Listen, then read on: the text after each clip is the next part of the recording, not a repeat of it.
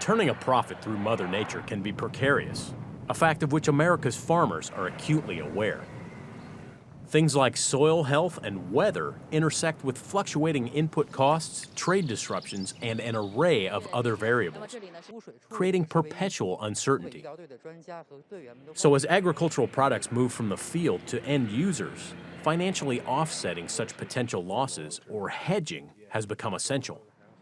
And the University of Idaho's Agricultural Commodity Risk Management Program is giving the next generation of traders, managers, and merchandisers a leg up, securing operational viability while learning to maximize profits. The program is relatively new. It's built upon the shoulders of a program in the College of Business, and we complement that by focusing on agricultural commodities. Almost an unprecedented territory. Clinical Assistant Professor Norm Ruhoff says commodities are a fundamental component of the U.S. economy, and three sectors, potatoes, grains, and dairy, form the core of Idaho's contribution.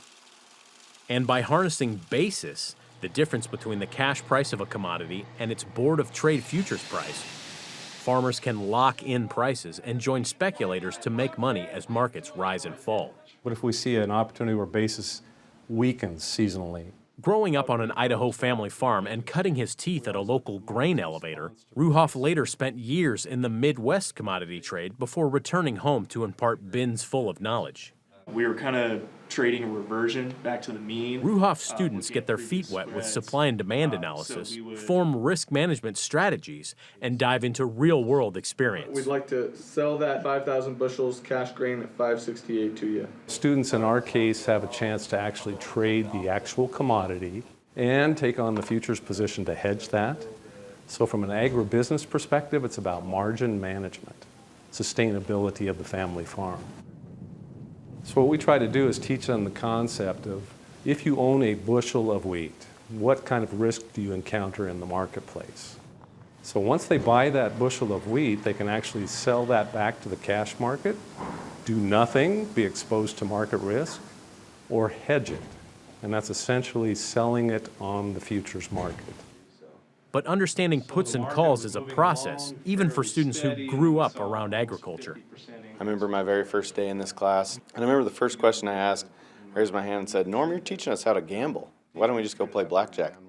I was looking at candlesticks and the way that prices were moving and how you could go long and make money if the prices went up, or short and make money if the prices go down. Colt Stoll had zero knowledge of hedging practices before being immersed in Ruhoff's curriculum. Just like Cole Likely, a fifth-generation cattle rancher from southern Idaho, now one of a handful of students who graduated having earned a Series 3 license with the National Futures Association, a self-regulatory organization designed to safeguard the U.S. derivatives industry. It was a really big eye-opener, and it just captured me from the beginning. And ever since learning about it in Norm's very introductory class, I've just put everything I can into it to try to understand the industry more, so you can go back and help those ranchers manage their risk and stay sustainable. After graduation, Likely began work as a cattle broker in Nebraska before returning to Idaho in a similar position. Classmate Justin Chapman started his career trading grain in North Dakota. I'm tickled pink about, the commodity markets and all the different moving parts of being a merchandiser, and also being able to connect with farmers and, just kind of learning about their traditions. Chapman and Bailey Storms both came to the Commodity Risk Management Program without a farming background, but found intense personal and professional value from their education. I'm going in to be a credit officer trainee, and I am going to need to have a knowledge base of markets in order to most effectively help those customers. So that was something that was really important for me. The agriculture industry is bullish about the things happening in Moscow, Idaho. The school's graduates are sought out nationwide to trade commodities around the globe.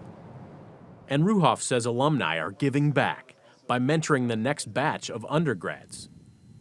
Last year, the Idaho Wheat Commission, an industry advocate dedicated to education, research, and market development, announced a $2 million endowment to help the University of Idaho by establishing a chair of risk management.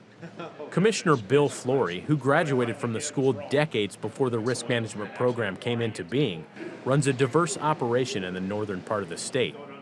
He's been impressed by the caliber being cultivated at his alma mater.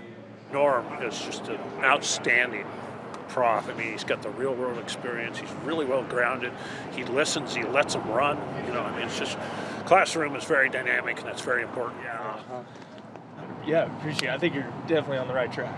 That's what this program does, is interfaces very directly with industry and with producers, and provides great utility as far as an understanding of the complexities of markets and hedging and risk management.